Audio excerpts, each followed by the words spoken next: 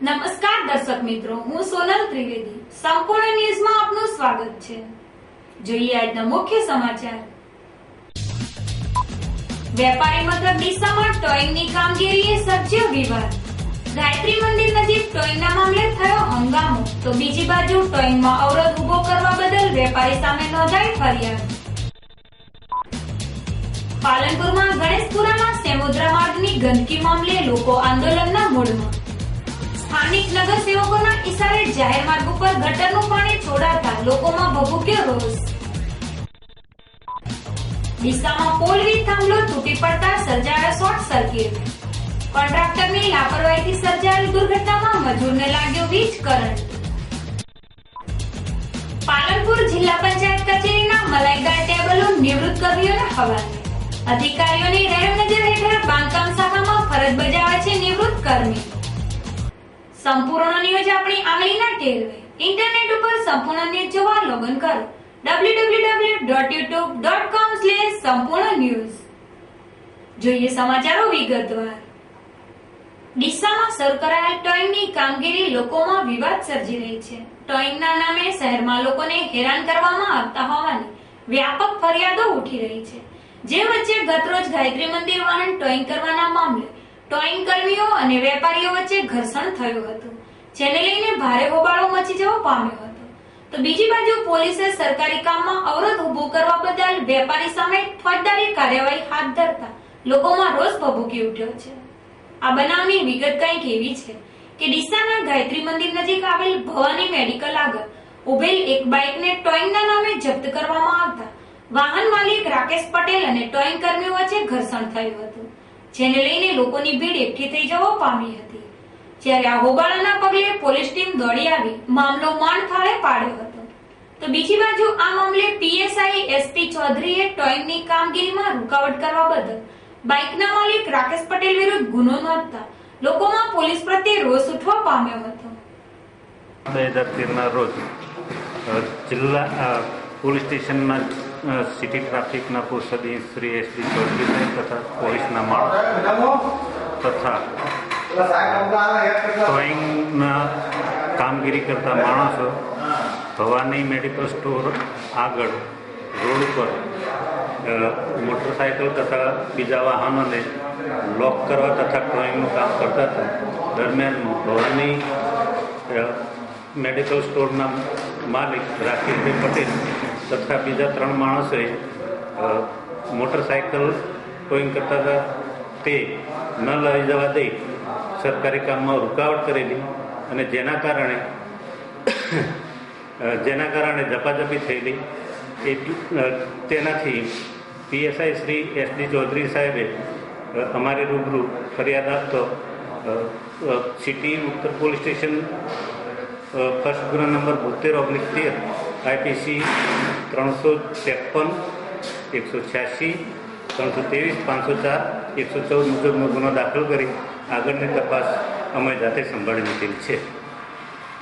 પાલનપુરના કોજી વિસ્તારમાં ગત સાંજના સમયે કોઈ કારણસર હોબાળો સર્જાયો હતો, જેમાં એક યુવકને લોકોએ જાહેરમાં જોડી નાખ્યો હતો, જેને લઈને ઘટના સ્થળે લોકોના ટોળેટોળા એકઠા થઈ જવા પામ્યા હતા. જ્યાં ઘટનાની જાણ થતા પોલીસ દોડી આવી હતી અને જ્યાં ઘટના પર કાબુ મેળવી મામલો માંડ થાળે પાડ્યો હતો. પાલનપુરના કોજી સામે ગત સાંજના 4 વાગ્યાના સમયે વાહન હંકારવાના બહાને 2 યુવકો વચ્ચે તકરાર થઈ હતી, જેમાં એક યુવકને જાહેરમાં જ મીઠી પાક ચખાડવામાં આવતા તમાસાને તેડું ન હોય તેમ હોબાળાને લઈને ઘટના સ્થળે લોકોના ટોળેટોળા એકઠા થઈ જવા પામ્યા હતા. જો કે ભર બજારે મારામારીના દ્રશ્યો સર્જાયા. અહીં ફરજ ઉપરના પોલીસ કર્મીઓ તાબડતોડ દોડી આવ્યા હતા, જ્યાં યુવકને છોડી દેવાયો અને સમજાવટના અંતે મામલો માંડ થાળે પાડવામાં આવ્યો હતો. આમ પાલનપુરમાં કોજી વિસ્તારમાં કોઈ કારણે મારામારી થઈ જતા થોડીક વારમાં તો ભારે ઉત્તેજનાસભર વાતાવરણ સર્જાયું હતું, જ્યાં પોલીસ દોડી આવતા મામલો શાંત પડ્યો હતો. બનાસકાંઠા જિલ્લા પોલીસ વડાએ આજે ડીસાના તાલુકા પોલીસ મથકની વાર્ષિક મુલાકાત લીધી હતી, જ્યાં પોલીસ સ્ટેશનની કામગીરીની માહિતી મેળવી લોકોનો અવાજ સાંભળવા માટે તાલુકા કક્ષાનો લોક દરબાર યોજવામાં આવ્યો હતો. ડીસા તાલુકા પોલીસ મથકે આજે જિલ્લા પોલીસ વડા અશોક કુમાર યાદવના લોક દરબારમાં લોકો મોટી સંખ્યામાં ઉપસ્થિત રહ્યા હતા, જેમાં ડીસામાં શરૂ કરાયેલ ટોઈંગનો મુદ્દો ઉછળ્યો હતો. ડીસામાં ટોઈંગના નામે વાહન ચાલકોની હેરાનગતિ કરવામાં આવતી હોવાની રજૂઆતો થતા જિલ્લા પોલીસ વડાએ આ સમસ્યાનું સમાધાન કરવા માટે ડીસા પાલિકાને જાહેર માર્ગો ઉપર વાહનોને પાર્કિંગ કરવા માટે પટ્ટા દોરવાનું સૂચન કર્યું હતું. જોકે ડીસામાં આડેધડ પાર્કિંગ રોકવા માટે જિલ્લા પોલીસ વડાએ પાલિકાને પટ્ટા દોરવાનું સૂચન કરતા આવનારા સમયમાં શહેરમાં ટ્રાફિક હળવું બનવાની સાથે સાથે લોકોને ટોઈંગથી છુટકારો મળી રહેવાની આશા બંધાઈ છે. પાલનપુર શહેરના ગણેશપુરાથી શેમુદ્રા જવાના મુખ્ય માર્ગ ઉપર ગટરનું દૂષિત પાણી છોડવામાં આવતા લોકોમાં રોષ ભભૂકી ઉઠ્યો છે. જોકે જાહેર માર્ગ ઉપર ગંદુ પાણી ભરાઈ રહેવાના કારણે આ માર્ગ ઉપર અવરજવર કરવામાં ખેડૂત વર્ગના લોકોને પારાવાર મુશ્કેલીઓનો સામનો કરવો પડી રહ્યો છે. જોકે આ સમસ્યાના સમાધાન માટે અવારનવાર ઉચ્ચ કક્ષાએ રજૂઆતો કરવા છતાં પરિણામ ન મળતા આખરે આ મામલે સ્થાનિક રહીશોએ આંદોલન છેડવાની ચીમકી ઉચ્ચારી હતી. પાલનપુરના ગણેશપુરાથી સેમુદ્રા વડગામ જવાના જૂના માર્ગ ઉપર અસંખ્ય ખેતરો આવેલા છે, જ્યાં ખેડૂતો વસવાટ કરી રહ્યા છે. જોકે આ મુખ્ય માર્ગ ઉપર કેટલાક લોકોએ દબાણ કર્યું હોય આ માર્ગ સાંકડો બની જવા પામ્યો છે, તો બીજી બાજુ ગંદુ પાણી વહેતું કરવામાં આવ્યું છે, જેને લઈને આ માર્ગ 12 માસ ગંદા પાણીથી ખદબદતો રહે છે. જેને લઈને આ માર્ગ ઉપર અવરજવર કરવામાં લોકોને ભારે હેરાનગતિઓ ભોગવવી પડી રહી છે. જોકે આ મામલે સ્થાનિક રહીશોએ અનેકવાર ઉચ્ચ કક્ષાએ રજૂઆતો કરી, પરંતુ તંત્ર દ્વારા તેમની રજૂઆતોને ધ્યાને લેવામાં નથી આવી, જેને લઈને આ માર્ગની સમસ્યા ઠેર ઠેર રહી જવા પામી છે. ત્યારે આખરે ગણેશપુરાના સેમુદ્રા ગામ જવાના માર્ગને ગંદકી મુક્ત બનાવવા સ્થાનિક રહીશોએ તંત્ર સામે લડી લેવા આંદોલનની ચીમકી ઉચ્ચારી હતી. પૂરું ગણેશપુરા, અમે ગણેશપુરાના રહેવાસી છીએ. 14મો વોર્ડ છે અમારો. અમે છેલ્લા 2 વર્ષથી આ આંદોલન ચલાવી રહ્યા છીએ. ગણેશપુરામાં ગટરનું પાણી નળિયા જાહેર રસ્તા પર છોડવામાં આવ્યું છે. એ છતાં અમે 2 વર્ષથી અહીંના ચૂંટાયેલા સભ્યોને અમે 2 વખત જાણ કરી છે. તે છતાં અમારું કોઈ સાંભળતું નથી. ઓનલાઈન ફરિયાદ પણ કરી છે, કલેક્ટરને પણ અરજીઓ આપી છે, નગરપાલિકામાં અરજીઓ આપી છે, મામલતદારને પણ આપી છે, પણ એ છતાં અમારું કામ હજી થતું નથી. એ માટે આજે અમે આ જાહેર રસ્તા ઉપર આ ગટરનું પાણી બંધ કરવા માટે અમે ઉગ્ર આંદોલન કરવા માટે જઈ રહ્યા છીએ. જોકે ગટરનું ગંદુ પાણી જાહેર માર્ગ ઉપર છોડવા પાછળ અહીંના સ્થાનિક કોર્પોરેટરની મેલી મુરાદ હોવાના પણ લોકોએ આક્ષેપ કર્યા હતા. વોર્ડ નંબર 14 માં રહીએ છીએ. ગણેશપુરાથી સેમુદ્રા વડગામ જવાના જાહેર માર્ગ ઉપર ગટરનું ગંદુ પાણી ગણેશપુરાના સભ્યોએ ઇરાદાપૂર્વક છોડેલ છે. પાકે ગટર લાઈનો કરી તેનો અમે છેલ્લા 2 વર્ષથી કલેક્ટર, મામલતદાર, નગરપાલિકા ઓનલાઈન અરજીઓ કરેલ છે, છતાં પણ હજુ સુધી કોઈ એનો નિકાલ થયેલ નથી. અને ખેડૂત ભાઈઓને આવવા જવાનો અને બાળકોને સ્કૂલો ભણવા જવામાં ખૂબ જ તકલીફ પડે છે. તેનો ઉકેલ લાવો. જાહેર રસ્તા ઉપર 24 કલાક ભરેલું હોવા છતાં હજુ કોઈ એનો નિકાલ આવેલ નથી. નેડીઓ આવે છે ત્યાં અમે જવા માટે અમારે સ્કૂલ જવા માટે કપડાં બગડે છે અને ચોમાસા જેવું ગંદુ પાણી અંદર ભરાયેલું જ રહે છે અને અમારે જવું હોય ત્યાં અંદર થઈને ચાલવું પડે છે પાણીમાં થઈને અને સ્કૂલમાં મોડું થાય છે તો ગંદા બૂટ થઈ જાય, મોજા, કેવી રીતે અમારે સ્કૂલ જવું. આમ હાલ ગણેશપુરાના લોકો ગટરમાં દૂષિત પાણીની પીડાથી પીડાઈ રહ્યા છે. ત્યારે પાલિકા તંત્ર હામી બની આ વિસ્તારની વર્ષો જૂની સમસ્યાનો સત્વરે ઉકેલ લાવે તેવી માંગ પ્રબળ બનવા પામી છે. ડીસાના ચંદ્રલોક રોડ ઉપર ગત રાત્રિના સમયે એક દુર્ઘટના સર્જાઈ હતી, જેમાં જાહેર માર્ગ ઉપર લગાવવામાં આવતો એક પોલ વીજ થાંભલો વીજ ડીપી ઉપર પડતા શોર્ટ સર્કિટ સર્જાયો હતો, જેમાં એક મજૂરને કરંટ લાગતા તેની હાલત નાજુક બની હતી, જેને લઈને પોલ વીજ થાંભલાનું તકલાદી કામ કરતા કોન્ટ્રાક્ટર સામે લોકોમાં રોષ ઉઠવા પામ્યો હતો. ડીસાના જાહેર માર્ગો ઉપર સ્ટ્રીટ લાઇટો લગાવવા માટે એક કોન્ટ્રાક્ટરને કામ આપવામાં આવ્યું છે. જોકે આ કોન્ટ્રાક્ટર દ્વારા વીજ થાંભલા ઉભા કરવામાં બેદરકારી દાખવવામાં આવી રહી છે, જેમાં ગત રાત્રિના સમયે ચંદ્રલોક રોડ ઉપર એક વીજ થાંભલો તૂટી પડતા વીજ ડીપીમાં શોર્ટ સર્કિટ થતા એક મજૂર શોર્ટ સર્કિટમાં સપડાયો હતો. જોકે વીજળીની ઝપેટે ચડેલ આ મજૂરને લોકોની મદદથી બચાવી તો લેવાયો હતો, પરંતુ જો આ થાંભલો કોઈ જીવંત વીજ વાયર ઉપર પડ્યો હોત તો મોટી દુર્ઘટના સર્જાઈ હોત. જોકે ચંદ્રલોક રોડ ઉપર ખાણીપીણાના સ્ટોલ સાથે આ માર્ગ લોકોથી ધમધમતો હોય છે, ત્યારે સ્ટ્રીટ લાઇટની કામગીરીનું તકલાદી કામ ભવિષ્યમાં હોનારત સર્જાય તેમ હોય પાલિકા આની તપાસ કરાવે તે જરૂરી છે. એમ કે નગરપાલિકા વાળા સ્ટ્રીટ લાઇટ ઊભી કરતા હતા, બરાબર. એમના મજૂરો હતા કે ગમે ત્યાં પુલ અમારી ટ્રાન્સફોર્મર ઉપર પડી ગયો હતો, બરાબર. એટલે અમે આયા, લાઈન બંધ કરાવીને પુલ અમે છૂટો કરી દીધો. વડગામ તાલુકાના મહેમદપુર ગામની પ્રાથમિક શાળામાં એક વિદ્યાર્થીના જડબામાં લોખંડનો સળિયો ઘૂસી જવાના બનાવે ભારે કરુણતા પ્રસરાવી હતી. ત્યારે શાળાની દિવાલ ઉપર લગાવવામાં આવેલ તીર સમાન સળિયા ભવિષ્યમાં કોઈ દુર્ઘટના ન સર્જે તે માટે આજે મહેમદપુરના ગ્રામજનો દ્વારા શાળામાં લગાવેલ લોખંડના સળિયાઓને તાકીદે દૂર કરવાનો નિર્ણય લેવામાં આવ્યો છે. મહેમદપુર ગામે ગુરુવારના રોજ સાંજે શાળા છૂટતા ઘરે જવાની ઉતાવળમાં ધોરણ 2 માં અભ્યાસ કરતો 7 વર્ષીય કિશોર વસંત પ્રધાનજી ઠાકોર શાળાના કોટની દિવાલ કૂદવા જતા તે લપસી પડ્યો હતો, જેમાં દિવાલ પર લગાવવામાં આવેલ લોખંડનો સળિયો આ વિદ્યાર્થીના જડબામાં આરપાર ઘૂસી ગયો હતો. જોકે લોખંડના સળિયામાં વિંધાયેલ આ કિશોરને આબાદ બચાવ થયો હતો, પરંતુ શાળામાં લગાવેલ આ સળિયા ભવિષ્યમાં કોઈ દુર્ઘટના ન સર્જાય તે માટે આજે ગામના આગેવાનો દાતાઓની એક બેઠક મળી હતી, જેમાં શાળાની દિવાલ ઉપર લગાવવામાં આવેલ લોખંડના સળિયા દૂર કરવાનો સર્વાનુમતે નિર્ણય લેવામાં આવ્યો હતો.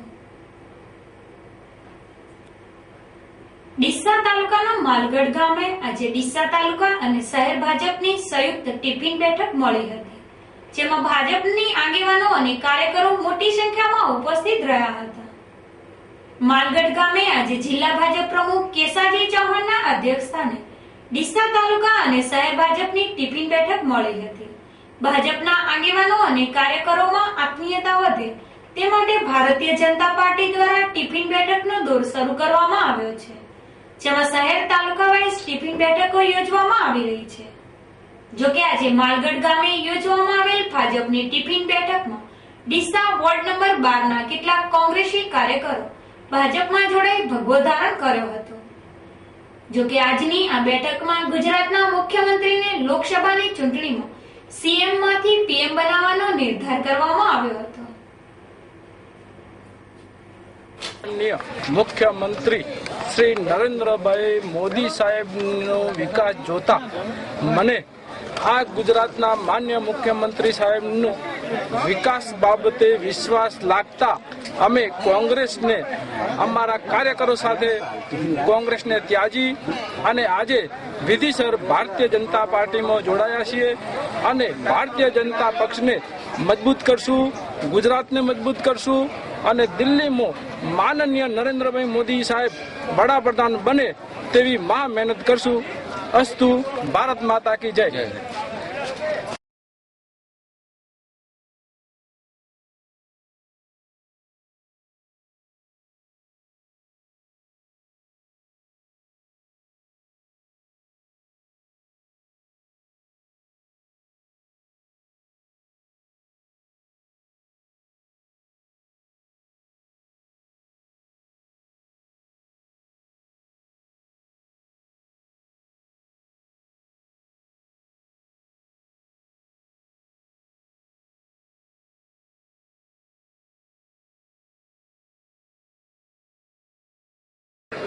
આજે ડીસા તાલુકા અને ડીસા શહેરની ભારતીય જનતા પાર્ટીની ટિફિન બેઠક રાખવામાં આવી હતી. એની અંદર પાર્ટીના તમામ હોદ્દેદારો, મોરચાઓના પ્રમુખ હોદ્દેદારો અને સક્રિય કાર્યકર્તાઓ, શુભેચ્છકોએ ભાગ લીધો હતો. આ કાર્યક્રમની અંદર ટિફિન બેઠકનો ઉદ્દેશ કે સાથે બેસીને ટિફિન કરવું અને એકબીજાનો અંદર ભાવ ઊભો થાય એ માટેની પાર્ટીની આ યોજના છે. અને આગામી દિવસમાં દેશના ભાવિ વડાપ્રધાન તરીકે જ્યારે નરેન્દ્રભાઈ મોદીને સમગ્ર દેશ એ નજરે જોઈ રહ્યો છે ત્યારે પાર્ટીના અદના કાર્યકર્તાને ખભે ખભો મિલાવી અને આગામી આવનારા ચૂંટણી, લોકસભાની ચૂંટણીની અંદર કામ કરવા માટેનું આ પ્રસંગે આયોજન કરી અને આહવાન કરવામાં આવ્યું હતું.